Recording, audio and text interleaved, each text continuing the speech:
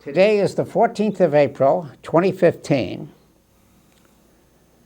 and we are going to have a discussion with my old friend, Steve Antle, about a book we have discussed before.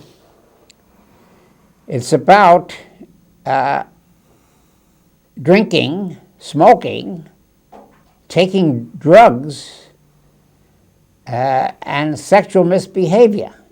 And there are a couple of other topics which we'll probably not get into, but he has 6 chapters. We'll be lucky to touch on 4. But drinking is well known as a problem. Drinking in excess, we'll say, is a big problem on campus.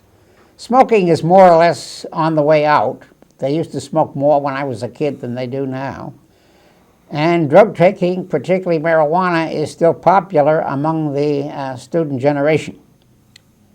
And sexual misbehavior will always be around as long as men and women have problems.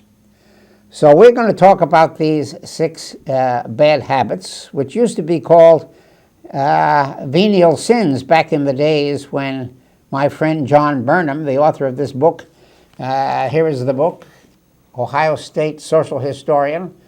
He's 1 year older than I am. And we both have kind of old-fashioned Puritan standards, which kind of went out the window in the 60s because of the Vietnam War. They used to call themselves the New Left. And I am Robert Whaley, retired historian, who's qualified to discuss this book. And Steve Antle, my guest, has had a lot of practical experience with drugs and alcohol and some sexual misbehavior. Anyway, this is Athens Speakout number 327. Okay, Steve, do you want to ask about Robert, problem or? You came to, by the way, I've never had a drinking problem. And but you've never had a brother. Yes, Okay, we've got some experience. Yeah, you and I both have relatives that have had alcohol problems. I don't recall any relatives that ever had any drug problems. Perhaps there were some sexual misbehavior problems, but they kept me quiet. Yes. Okay. But the thing is, you came to Ohio University in 1964. Correct. And you saw a change. Matter of fact, I don't know what date, it may have been sometime after that time, that they referred to it as the sexual revolution. It began a little bit before. Before 64? Yeah, it began in, when Kennedy was elected in 1960. And B, in 1962, the birth control pill was invented. And women were taking up the same habits that men used to take up for many centuries. That is, have lots of sex intercourse before marriage. Men used to do that a lot. And according to the Christian religion, you're supposed to remain celibate and only have sex intercourse with marriage. Well, women used to respect that. The virgin was a great ideal among the Christian community up to about 1960, and then it began to decline very rapidly, and that was intensified by the Vietnam War. And when did it reach its peak, do you suppose? I would say when the Vietnam War ended, there were very few, this is 1975 now, okay. There were very few virgins left on campus at the age of 22. Okay. Where when I went to college in 1948, there was some sex intercourse, but it was kept quiet because no man or no young man who had an affair would brag about it, right, because then that would kind of ruin the co-ed's reputation for the next one. Right. So I knew of a couple of people who lost their virginity before 22 when they left college. Yeah. But it was gradual, 18, 19, 20, 21. More and more men experimented, and women were still remaining at least publicly, virgins. And you went to Bates College in Maine. That's right. Now, that was a kind of a Puritan school. Right. I think they were a little bit looser at the Ivy League, Dartmouth, Harvard, Yale, Wellesley. Yale, yeah. They were more sophisticated in prep school. Right. So they knew, that is, the kids knew more about premarital sex when they were 18 than I did in public school. Right. Because the teachers used to be very restrictive. Now, we had a health class. We were not as backward as they were in Mississippi. Right. I mean, all of the kids knew about prophylactic, but they were segregated. We had male and female in the 8th grade. Yeah.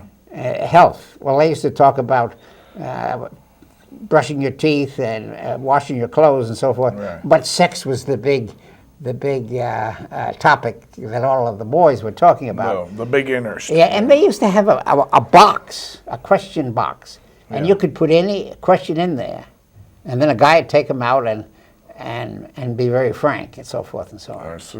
And then the other kids who were naive used to laugh. Right. Because they were being informed Right. by a few of the more sophisticated students who had experimented outside of their mothers and fathers. So, okay, you graduated from high school in 1948, and did you graduate from Bates in 52? Or? Well, I transferred colleges, but I left Bates College in 50. 50. And then I had 2 more years in other universities.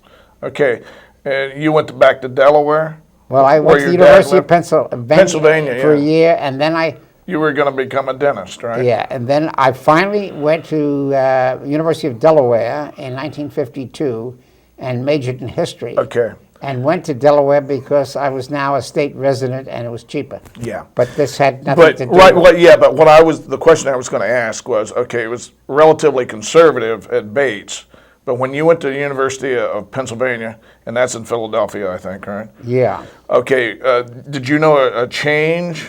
Well, not really, because it was an urban environment. Okay. And when you went to dental school, you were considered, well, first of all, I got admitted as a sophomore. Yeah. But 90% of the class were already seniors. Okay.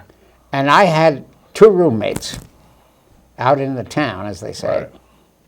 And they were both older than me. Right. So I learned about sex through older colleagues, you might say. Yeah. And I was still a virgin when I was at Pennsylvania. Yeah. But my best friend there was a guy by the name of, well, we can use his name. He's probably dead now. And we're all adults. But anyway, his name was George. Okay. And he had gone into the Navy in 1946. Yeah. And got the GI Bill. Oh, okay. And then he was on a destroyer, and he went all around the Caribbean. Yeah.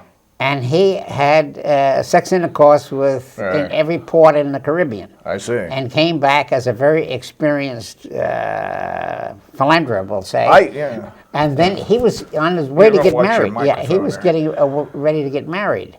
I see. So he had a engagement, Right. and he introduced me to his fiancée. And then we had another roommate who was a veteran from World War II. But George, was that his name, George? Yeah, George. He would have had a lot to brag about. He had a lot to brag about. Yeah. But so he thought I was a naive kid. Right. And he did. Well, he'd been around the world. He had been around the world. Yeah. And then there was another roommate there who I knew less well known, but he was sort of in between. He was a little bit younger than George. Yeah. But older than I was. And he had been in the army which invaded Germany. Yeah. As an 18-year-old. And he immediately shacked up with a German Fräulein, put him in the sleeping bags, although that was against the army rules. You weren't supposed to fraternize. Of course, right. So he thought I was a little bit naive. Yeah. Still a virgin. And you know, perhaps you were a bit naive, I would guess. But, you know, it all depends on who's making the assessment, I would guess. But well, it's a peer pressure thing. Yeah, yeah. The 18 and you were younger than these guys. I was younger than these guys, Yeah, right? Yeah. So you're about 20 years old, Right, and they were older. Right. Yeah. So, did you learn a lot from these guys, or? Well, I learned. And they were going to be dentists, were they? Or were... No. George was going to be an artist. Okay. And see, you had to rent in houses. Oh, okay. So this The was dental okay. students- All right. Yeah, you weren't. I It was thought they scattered were all in your around dental town. class or See, something. Pennsylvania's in downtown. Yeah. On Chestnut Avenue, Chestnut Street. Yeah, in Philadelphia. So we lived on the corner of 42nd Street and Chestnut. See, well, it just so happened he was rooming there. So Okay. all of my so-called roommates were older than mine. Yeah. I was, okay? Yeah. But only with George did we. But you really didn't. You're gonna watch your Sorry about microphone. You really don't, or you didn't consider these two guys a bad influence on you? Or? No. I was just beginning educated informally. Okay, an informal education. Yeah, this is how you. That's how most. Yeah. Yeah, you were from McConnellsville. Well, yeah. You heard about sex from some farm boy down the street. Probably did. But it's all informal, yeah. Right, and you learned something when you got to Ohio University. That's right. You learned about marijuana at Ohio University. Thanks to him, I'm working on my informal PhD. Yeah, and you learned about marijuana when you got to Athens. Perhaps. All right, but you heard about it in McConnellsville? Perhaps. But, and I'll put it straight right here, right now. There was a certain guy that we all know who said he may have smoked some marijuana, but he didn't inhale. Well, I think when I smoked it, I did inhale. So. But I'm being honest, and he wasn't. Who ever heard of somebody smoking marijuana and they didn't inhale? Well, I'll tell you. You can't answer that. I'll tell you a little bit about marijuana. When I was at Bates College, nobody heard about marijuana or any drugs. Absolutely not. Well, it was 1948, No, yeah. And in 1952, nothing about it in Pennsylvania, nothing about it at Delaware. Now, the first time I heard about marijuana is after I began teaching at the University of Maine, which was in 1961. And I left Maine in 1964 and got a job here at Ohio University. Yeah. And I arrived here in September of 1964. Right. Lyndon Johnson was campaigning against Barry Goldwater. Yeah. And September, when the classes opened up, I had a student that I used to know at Maine who hitchhiked all the way to Athens and began working on his MA. Yeah. And he said, guess what? As I was hitchhiking, I got picked up by a guy who gave me marijuana. Yeah. I said, gee, I never heard of such a thing. Yeah. And then about 2 weeks later, I heard from students, well, there's a special bar and grill down here on President Street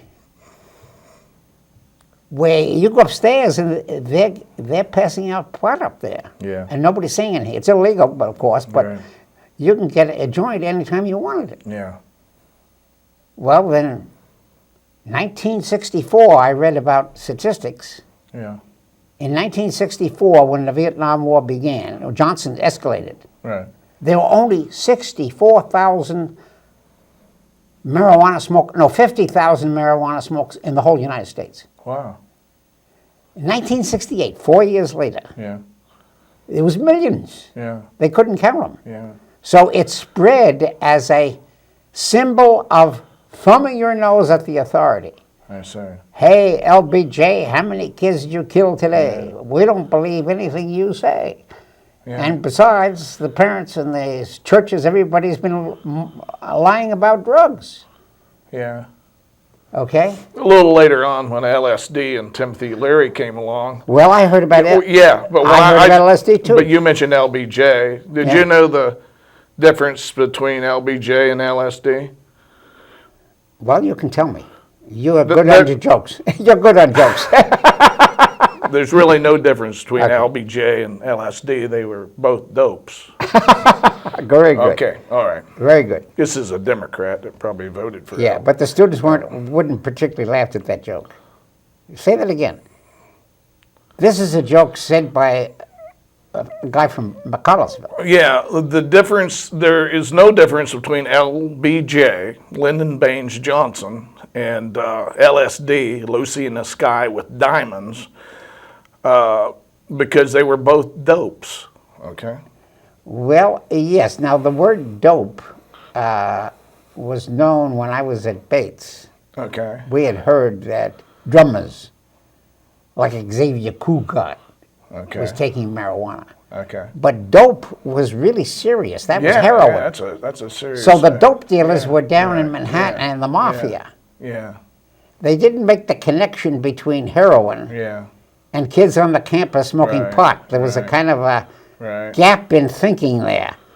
yeah. Pot was Yeah. legitimate, but heroin Yeah. was dangerous. But, but that joke was probably, I didn't start that joke. I would have only been like 12 years old, but it was probably started by somebody in the Barry But it's a little bit Goldwater cross-generational. The teenage slang moved fast. campaign. Yeah, Okay, from 1960, 62 to 64 to 68. That's what I'm saying. right, yeah, That was a rapidly changing attitude on the part of teenagers. right. But we've been talking about marijuana, and a lot of times marijuana or drinking, we haven't really discussed that, that leads to the sexual misbehavior In some cases. in a lot of cases. Whereas there's probably young girls. Well, according to Burnham,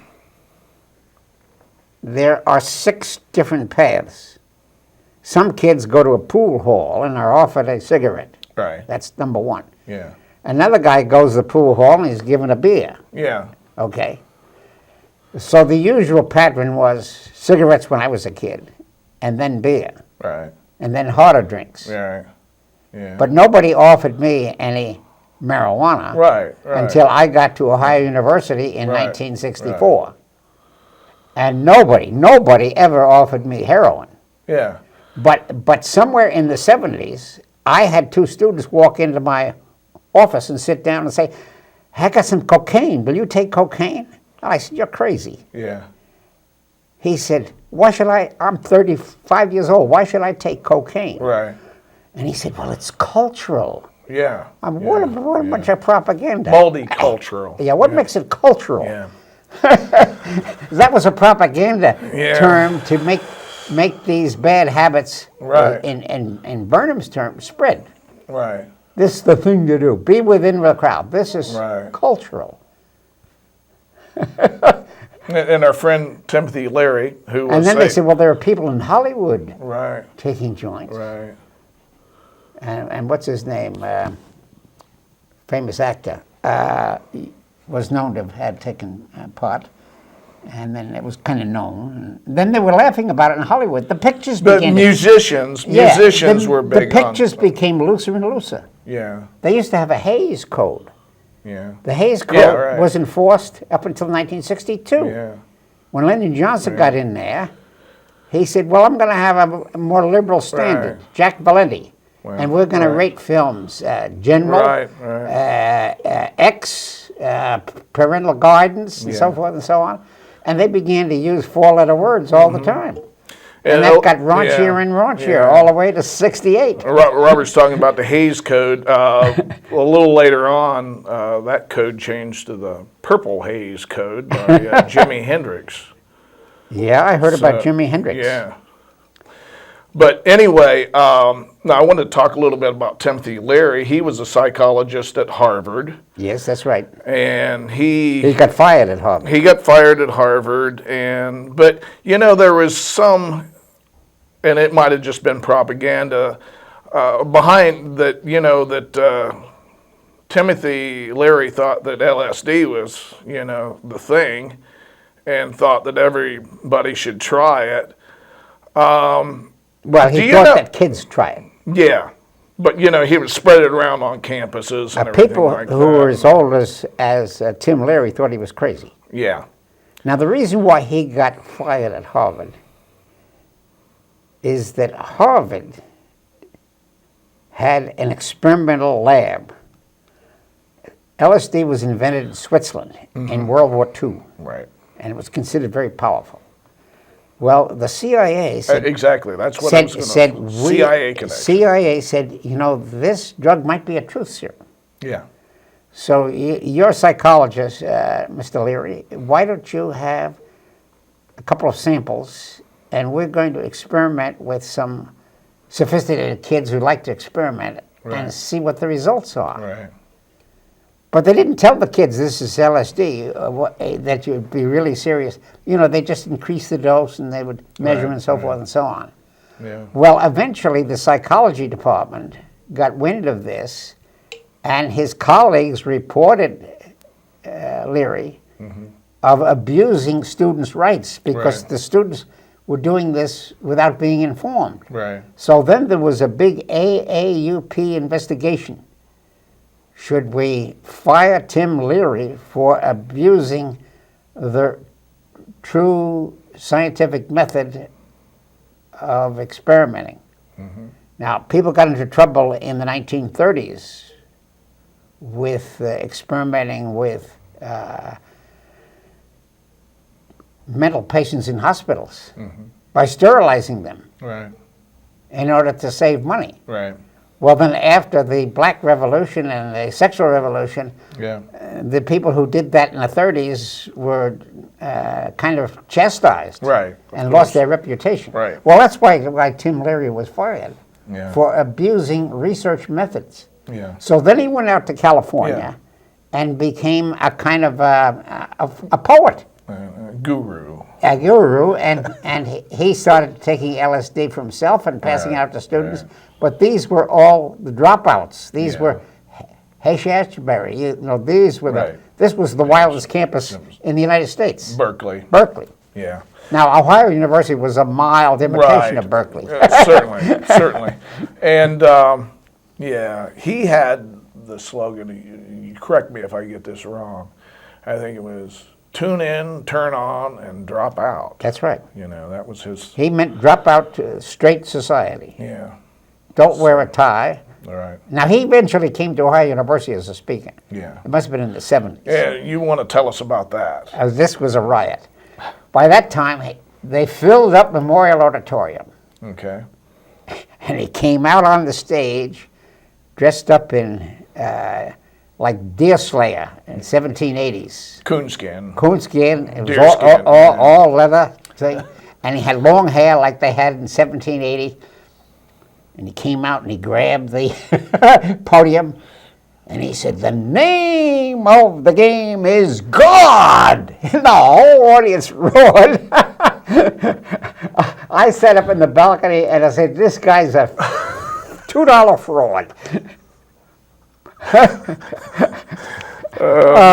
had no faith in him. Right. Now, there were cases of people taking LSD and jumping out the window and committing suicide. Yeah. It was dangerous stuff. And I think even a CIA agent, I think did he commit suicide or what? I don't know anything about the CIA. Yeah, agent. I think so. I just heard rumors. Yeah, I think that happened over in McLean, Virginia. Yeah. You mean he was trying this? Well, I mean, they were experimenting. Yeah, it was, you might say a controlled or you might say an uncontrolled experiment, you know. I don't think he just took it for the sake of taking it. I think, they were trying to see if it worked. Yeah. And well, it didn't bring out the truth. Didn't quite work. It brought out dreams. The only truth it brought out is you probably shouldn't take it. Yeah, well, if people had bad dreams before taking it, they got worse after taking it. Yeah, it caused serious psychological problems. If people had good dreams, they had all kinds of colors, and it made novelists think that they were writing good poetry. Yeah. But it was imagination because they thought they were enlightened. The next day, when they looked at the poetry, it was no improvement. Right. But that's true. But before we, we're going to kind of backtrack, maybe talk a little bit about drinking, because that seems to be what happens here on a high university campus is a good bit of drinking, and sometimes it gets out of control. The drinking at Ohio University was probably heavier than Bates College. Yeah. And I'm sure. When I was at Bates College, Dartmouth had a bad reputation of being heavy drinkers. Yeah. Or a good reputation if you're one of the fraternity boys. Right. Yeah.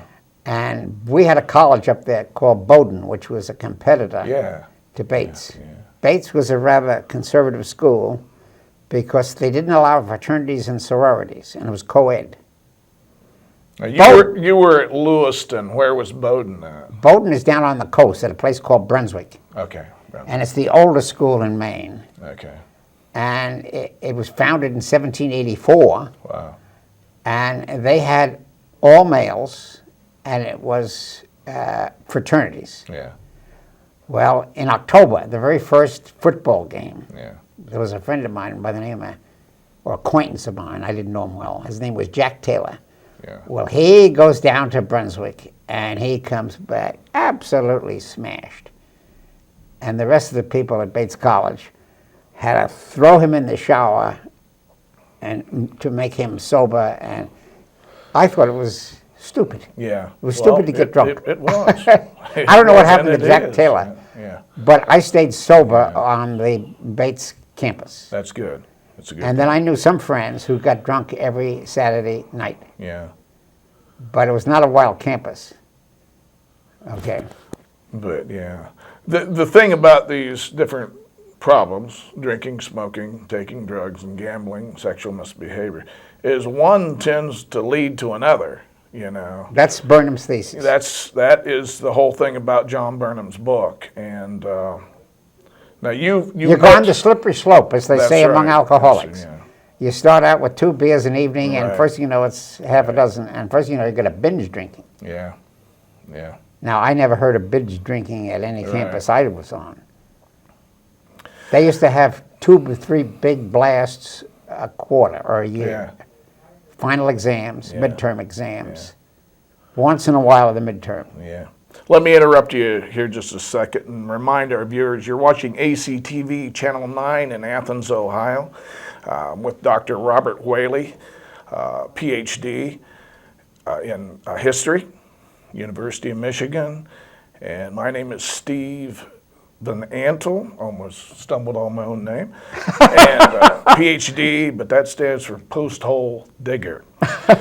So, anyway, the drinking is a problem on the Ohio University campus, along with other campuses where Yes, that's right. they drink beyond getting happy sometimes, you know. That's right. You might say they become chemically altered. You know. Yeah, the question is, what percent of the OU graduates later wind up as serious alcoholics and have to go to AA? Yeah, And they have several AA groups in Athens. yeah. I don't think they ever had an AA group in Lewiston, Maine when I was a kid. Probably not. They might not still, you know. I think I was in Lewiston, Maine, like 2000 or something like that. I doubt that it's changed a heck of a lot, you know, really, to tell you the truth. Well, I think it's changed considerably. Well, since 1948 it's changed. Yeah. But what I'm saying, I doubt You see, that, this is a you national know. phenomenon. Oh, well, it is, but what I'm saying is I figure you could attend more AA meetings here in Athens than you could Lewiston, you know, I would guess. I have no idea. We'll have to look it up. Yeah. Well, what's the population do you suppose it is now? Lewiston? Yeah. Oh, my guess is it's bigger than Athens. It might be 40,000. Yeah. See, it was the second largest city in Maine. Well, yeah, but this Now Maine, it's the third. Maine. Okay. Now it's the third. First was Portland, Portland, yeah. and when I was a kid, it was second. And they had big sheet mills there, and shoe factories. Right. Well, all of those closed down. Yeah. So Lewiston is a kind of a Rust Belt town now. Yeah. And They got into, when I was up there, they were into glass making. What year did you go there? 2000, I think. And then still, have you ever heard of J Maine? They do a lot of timber cutting up there. No, never heard of J-Maine. Well, it's probably just a small place. You probably had no reason to know. But now, when you were at the University of Maine, what was that, Arno? What? The University of Maine is in Orono, yes. Yeah. Ornament. Now, how did that differ from Bates? Now, of course, you It were not a student. You were Well, an it was a instructor. state university. State right? university. Yeah. And in 1961, when I began, there was a new liberal atmosphere because Kennedy was just elected. Yeah. In 1948, we had Truman just barely making it. Dewey was supposed to win. Yeah. Yeah. And, And the according to some newspapers, he did. What was it, the Chicago Tribune? They claimed that Dewey had won, right? Yeah, but in any case, the atmosphere was Cold War and anti-communism. Yeah. Where you see in 61, Kennedy was talking about a new liberalism. Yeah. He denounced Eisenhower, okay, and he was opening up. See, he was the first Democrat to get elected because Truman barely got in there. Yeah. There was a 1946 Republican sweep in the Congress. Okay. So the Congress was very Republican in 46, stayed so in 48, and Joe McCarthy was the big rage and so forth and on. Yeah. And then that increased under Eisenhower with John Foster Dulles, where John Kennedy was coming in with a new relaxation. Right. And he was going to try and negotiate with the Soviet Union. And Stalin was dead. Yeah. This is an opening up. Right. And he didn't know he would get into Cuba. Right. He didn't know that Eisenhower had set up the CIA and got him into Cuba. And then he was kind of drafted back into the anti-communist politics. Yeah. And then he got bit in Vietnam. And then in 63, he was beginning to go back to his liberal Harvard origins and was trying to think of the Atmosphere Test Ban Treaty. So Kennedy had a little bit of a unstable administration, so to speak. Right.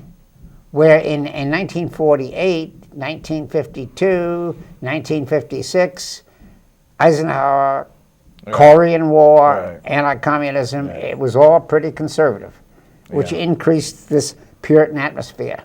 Right. No drugs in the Korean War, to speak of. Now, is John Burnham, is he your age or is he 1 year older? 1 year older. Okay. And where did he go to school at? Well, he got his BA at Stanford. Okay. Yeah, BA at Stanford. Then he went to University of Wisconsin for his PhD. Yeah. And I met him at University of Michigan. I see. Because his PhD was a study of American psychiatrists. Right. And he taught scientific history, okay? And he came to Michigan when I was a student, a graduate student. He was ahead of me. Yeah. He was interviewing 3 or 4 psychiatrists who were pioneers back in the 30s. Yeah. And he was going to Yale and Columbia and all kinds of Big Ten universities to get data on the history of American psychiatry. Yeah. And then he eventually published that as his thesis. And this is one of his many books. He is an expert on Sigmund Freud. Now, your wife would have been a little bit younger, but did she meet him at Stanford? She knew him at Stanford. Okay. And she introduced me to John Burnham. Okay. In Ann Arbor, Michigan. In Ann Arbor. Yeah. Okay. That's interesting. Yeah. And then I'm just going to, I just met him at the AHA and so forth and so on. Yeah, because he dedicates this book, I think, to Bob and Lois. Right. Yeah. Okay. But let's talk about the drugs alcohol thing. Yeah. The real dedication in the printed dedication.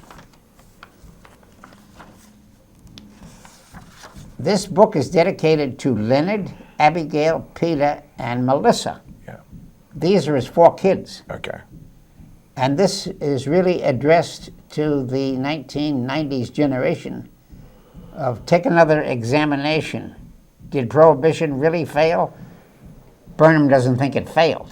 Mm-hmm. So he's against the common slogan. They will say Prohibition failed. Since prohibition failed, let's take marijuana. Don't prohibit marijuana. Let the students be free. Well, Burnham is saying that's not true. Yeah.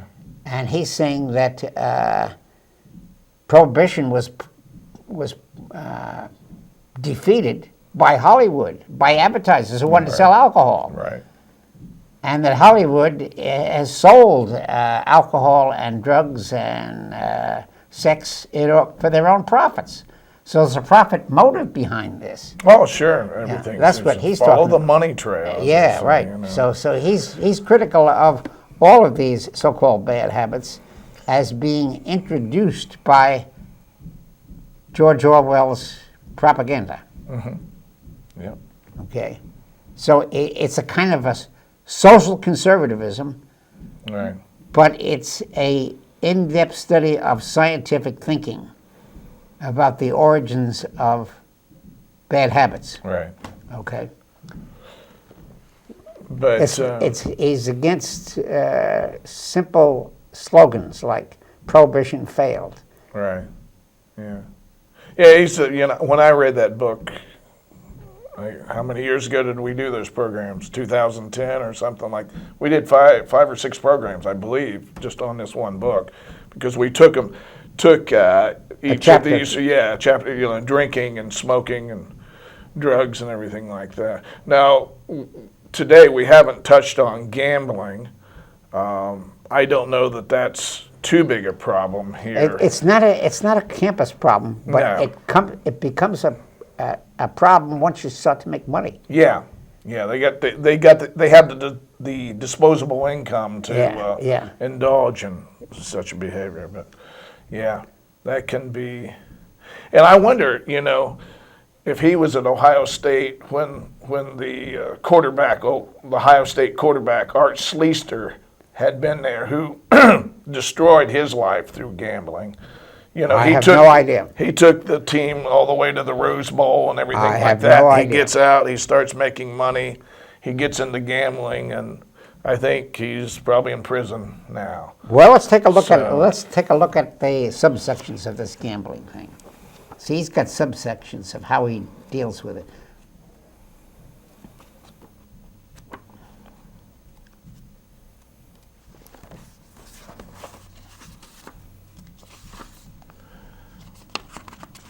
Let's see. Gambling is chapter 6. What does that say? 146?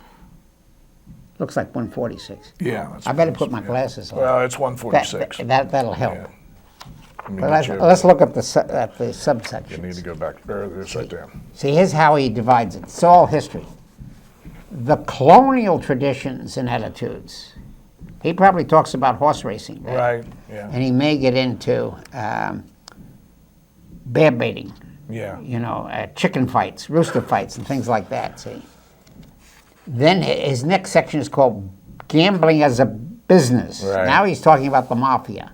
Okay. Yeah. California Gold Rush. Yeah. As he has a little comment on that. 1849. Okay. Oh, Robert, have you ever been to Las Vegas or Reno? Yeah, I did. Now his next section is called the connection of gambling and other minor vices. Right. He shows how Hollywood intensifies gambling by making poker popular, horse racing popular, and making lots of movies about it. Right. And so forth, and horse racing. Now, horse racing was pari-mutuel. I knew something about that from my father. Right. Because my grandfather used to be a trotting horse. They used to have that on the farms. Right. But only in 1916 did the governor of New York, which was always the loosest of states, legalized off-track betting pari-mutuel machines. I see. And you had the legalization of horse racing, Okay. gambling in the horse racing. Right. But before that, when they went to the Kentucky Derby, they only had bookies, informal guys who used to bet through the mafia. Yeah. The mafia got into this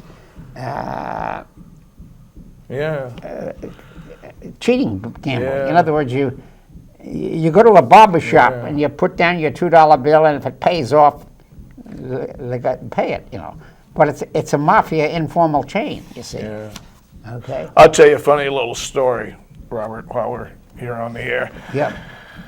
I went to school with this guy, and he moved to, when we graduated, he moved to Florida, and my mother had a grocery store, and his grandmother would come in there. And so one day I asked her, I said, well, what's Tim up to these days? What's he doing, you know? And she says, well, he's a bookkeeper.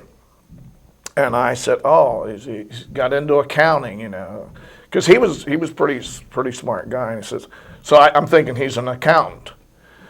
So she didn't say anymore, and then a little later on, she looked at me kind of puzzled because I don't think she had a clue. She says, yeah, they call him about ball games.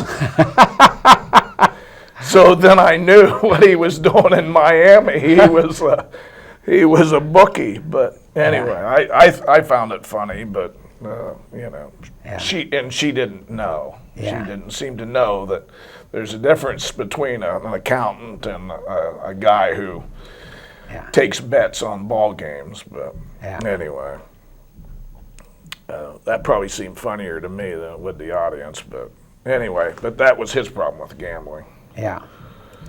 So, and he finally, sadly, a few years later, he got run over by a truck, and I always wondered if it was Well, see, an accident or not. Gambling You know? is an emotional problem. If you have a Puritan atmosphere Like you. well, no, a Puritan atmosphere like my father. Okay.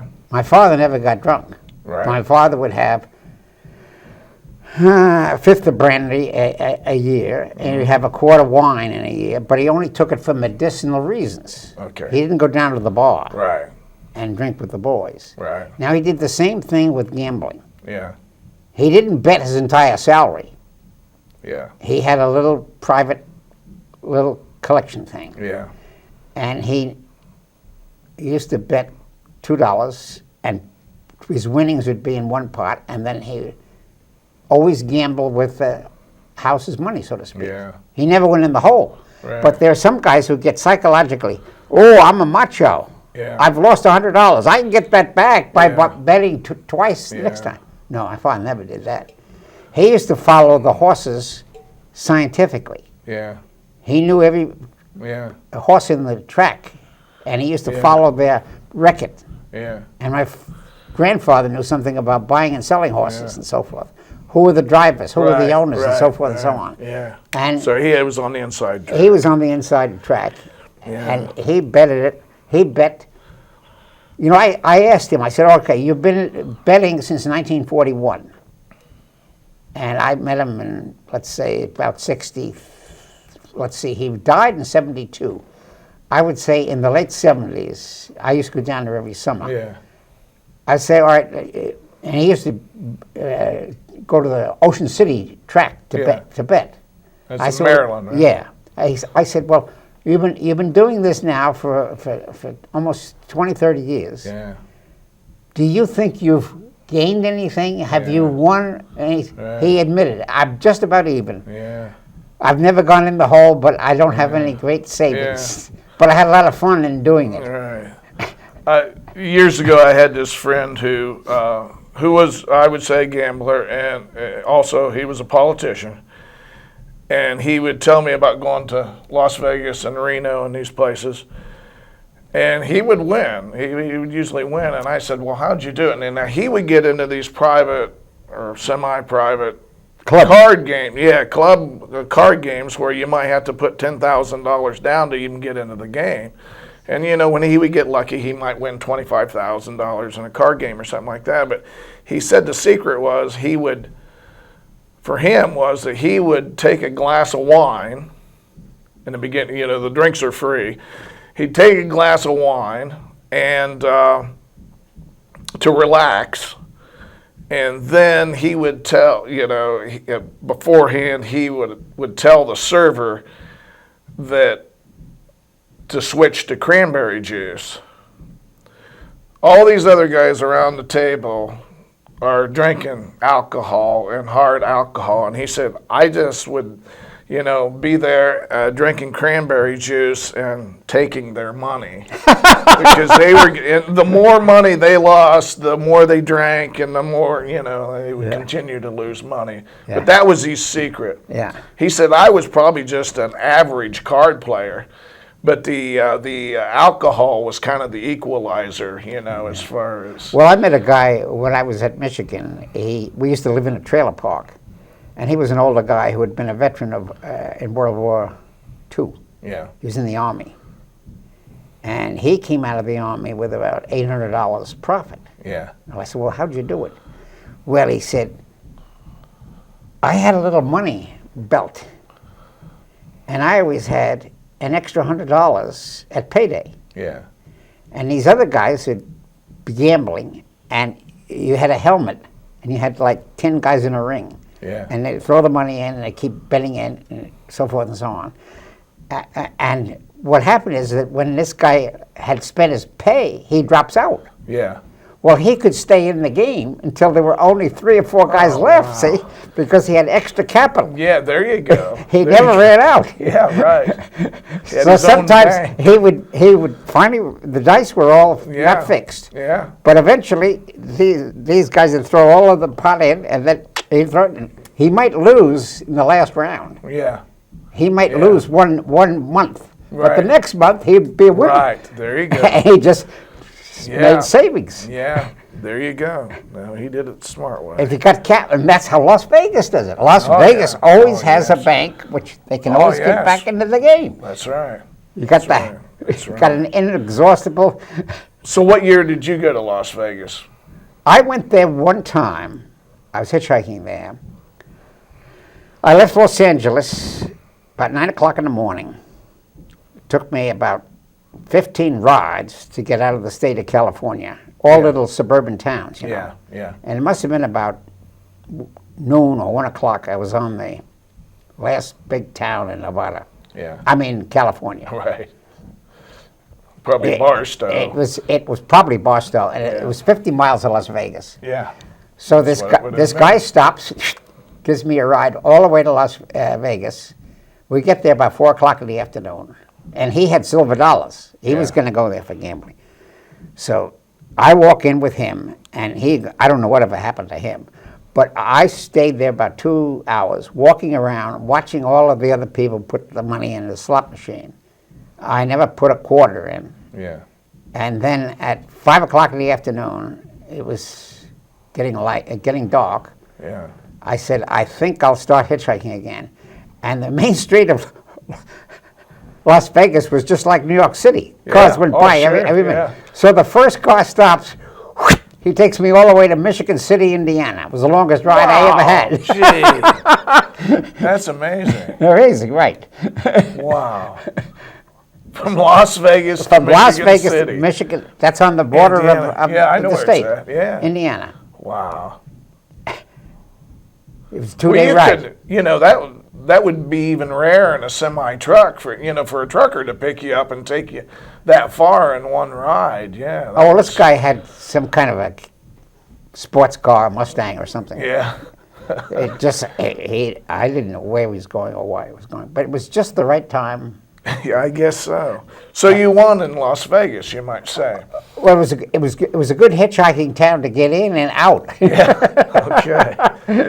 Okay.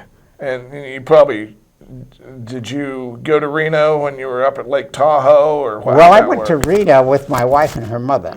What's your microphone? Yeah, sorry. My wife and mother. Yeah.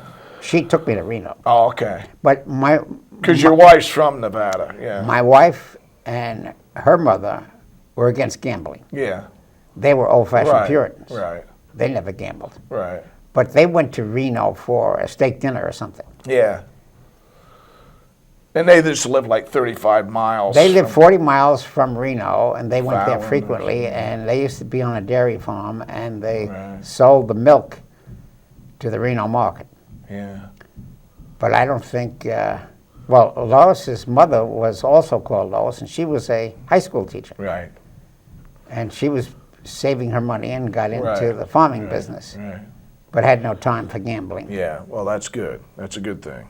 It was not a hobby she could afford. Right. So, yeah, well, that's interesting. I don't know. Perhaps next week David DeWitt will be back, and you know, you can turn your television sets back on. This has been a conversation with Dr. Robert Whaley. Well, I will recommend And, this book he then would, to yeah, all he would students just- and teachers.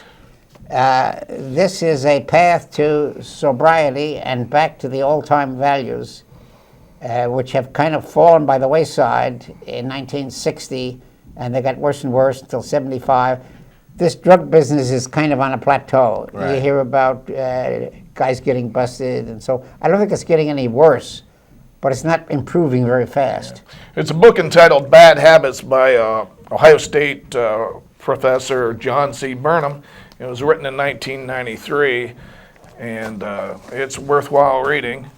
As a matter of fact, it ought to be required reading for you sociology and psychology students. But anyway, Dr. Whaley, I don't know, do you have any final... Well, this is Thanks for called saying. Athens Speakout. This and is Athens Speakout. Our idea is that debate is the oxygen of history, and a lot of students think that drugs, alcohol, tobacco, gambling are not debatable. They already have the truth. I'm a drinker. If you're not a drinker, get lost. Right. Well, I'm saying it's a little more complicated than Right. that. There are all kinds of degrees of temperance. So Right. the real question is, at what point do you draw the line? And we know that debate is the oxygen of democracy. Good. Thank you for And coming. We'll see you next week. And David DeWitt will be back. I Okay, know. He's right. a lot better looking than me. So, All righty. Very good. Thank you for coming. Thank you.